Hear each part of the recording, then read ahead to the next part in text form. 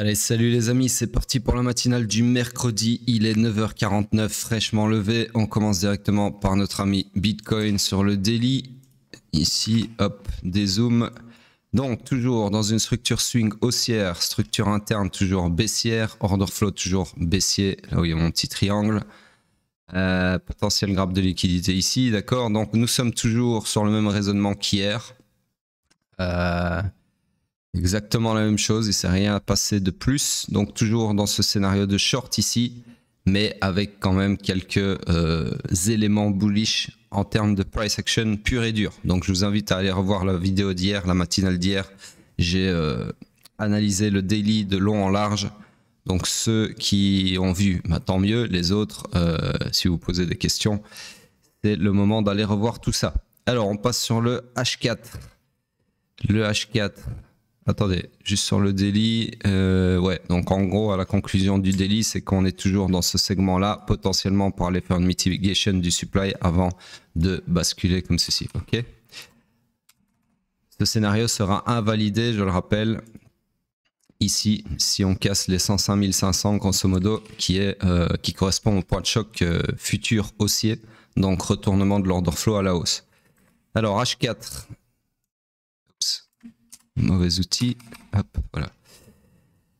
voilà. Toujours dans une structure haussière également, structure interne haussière aussi, l'order flow, pourquoi est-ce que je ne vois pas mon nom? Ah oui, ok, il est ici, autant pour moi. Alors, ouais, j'ai pas vu, mais en fait la structure interne, j'ai dit haussière, mais c'est pas ceci, c'est celle-ci, elle est baissière. Je l'ai pas vu parce qu'elle est confondue avec le point de choc. Donc du coup, je reprends structure swing haussière, structure interne baissière, confondue avec l'order flow, le point de choc, qui est également baissier.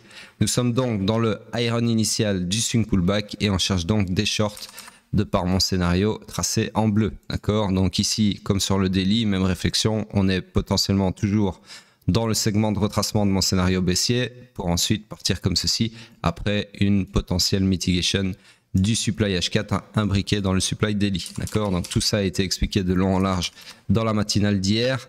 Je ne vais pas réexpliquer à chaque fois la même chose dans toutes les matinales parce que ça fait une répétition qui ne sert pas à grand chose. Et en plus de ça, enfin pour ceux qui suivent les matinales tous les jours, et en plus de ça, ça prendrait trop de temps. Donc sur ce,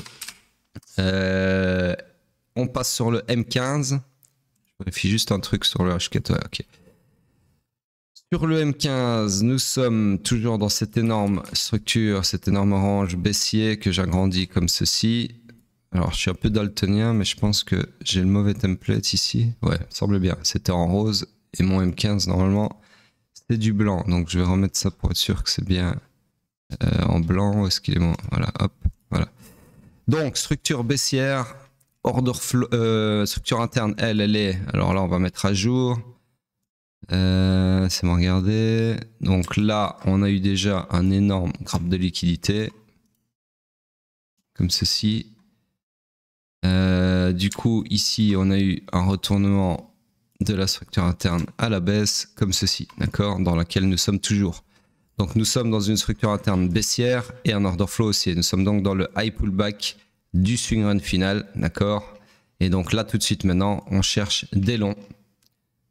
Comme ceci, sur le POI le plus proche du price action.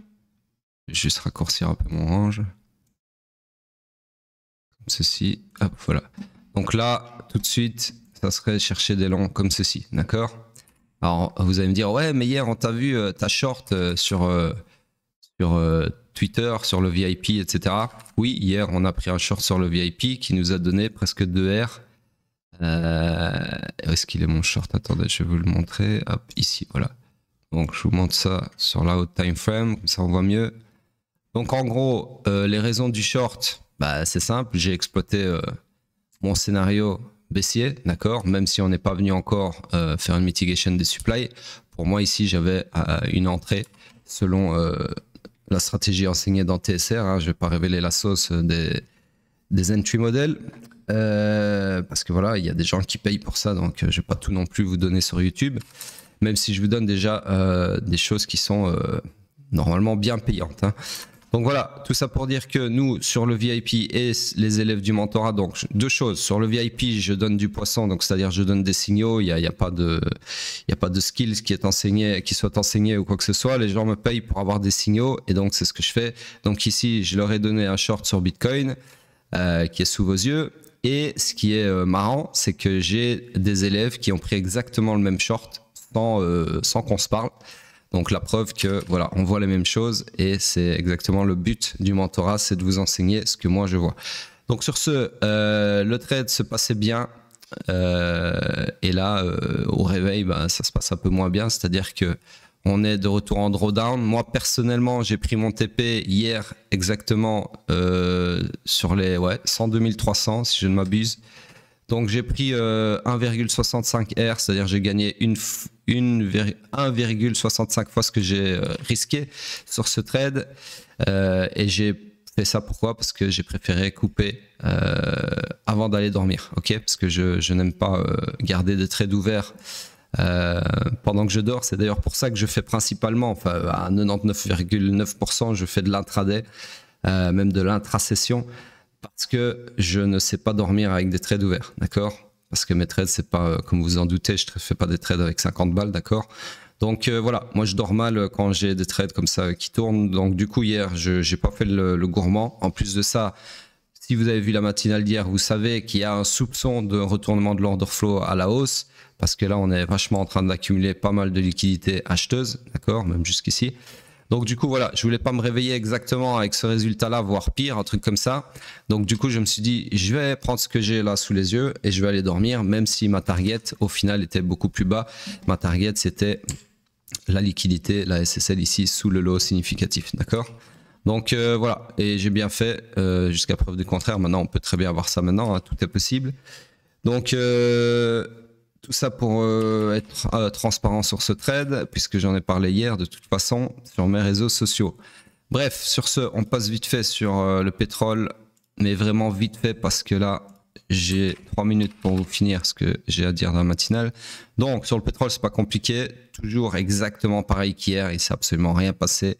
Vous voyez que la bougie d'hier, c'est une bougie blanche, c'est-à-dire qu'elle n'a pas su casser ni le haut ni le bas de la bougie précédente. C'est ce qu'on appelle du complexe pullback et donc c'est le point mort, absolument rien de plus à dire que ces deux scénarios qu'on attend, d'accord, deux scénarios de short.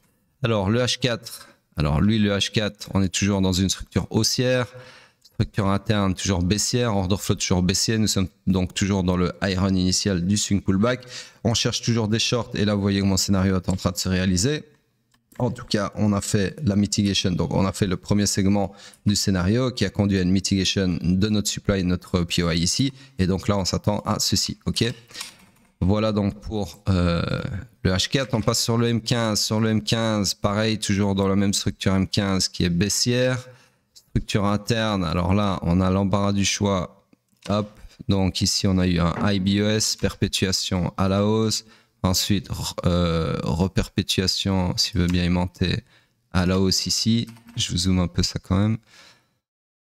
Ensuite, reperpétuation ici à la hausse, d'accord. Puis retournement à la baisse ici, dans lequel nous sommes toujours. Donc là, en gros, la structure interne s'est réalignée avec la structure swing, c'est-à-dire que notre swing pullback est terminé. Ce qui a arrêté le swing pullback, c'est le supply H4. Comme on l'a vu sur le H4, d'accord. Et donc là, on s'attend à quoi? On s'attend à une entrée en swing run final, destination, l'accomplissement de la destinée swing, c'est-à-dire le run du week low que je viens de vous marquer en jaune, d'accord.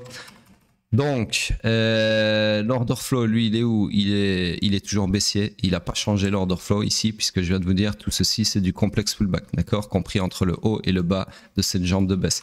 Donc, du coup, l'order flow ne change pas, il est toujours baissier. Et tout ça pour dire en fait qu'on est dans une structure fully aligned à la baisse puisque les trois éléments structurels sont tous baissiers. Donc là, il n'y a même pas à réfléchir. Au final, on cherche des shorts et uniquement des shorts. Alors le seul POI que je vois à shorter, c'est celui qui est en formation ici, qui n'est pas encore confirmé, mais qui à mon avis le sera très très prochainement sur cette clôture puisque ça m'étonnerait qu'on ait un rachat comme ceci entre temps. D'accord? Donc du coup, le short, ça serait ceci. Ok? Destination, l'accomplissement de la destinée, swing que je viens de vous dire juste avant. Alors, on passe sur la dominance. Il me reste 1 minute, c'est parti. La dominance, toujours le même raisonnement qu'hier, c'est-à-dire qu'on est en train d'avoir une bougie incroyablement bullish pour le moment, mais il reste encore 4 jours, donc tout peut arriver. Et aujourd'hui, je vous rappelle qu'on a grosse news sur FOMC, tout ça, blablabla. Donc ça peut influencer le Bitcoin ou pas, d'accord? Donc on va voir. Voilà, donc on va voir, mais pour le moment c'est clairement bullish, ok, malgré la clôture de la semaine passée. Et le graphe de liquidité aussi, ici. On regarde vite fait la dominance et puis je vous laisse, hop, la dominance, bah voilà, elle monte toujours, donc ça c'est vraiment chiant, mais voilà, pour le moment je considère qu'on est toujours dans un genre de triangle, hein, grosso modo. Donc tout est toujours possible, dans tous les cas, toujours sur un order flow baissier. Et j'attends toujours ceci, ok? Sur ce, je vous dis à plus tard. Ah oui, n'oubliez pas la promo 50% sur le mentorat, je la coupe dans quelques heures. Sur ce, à plus.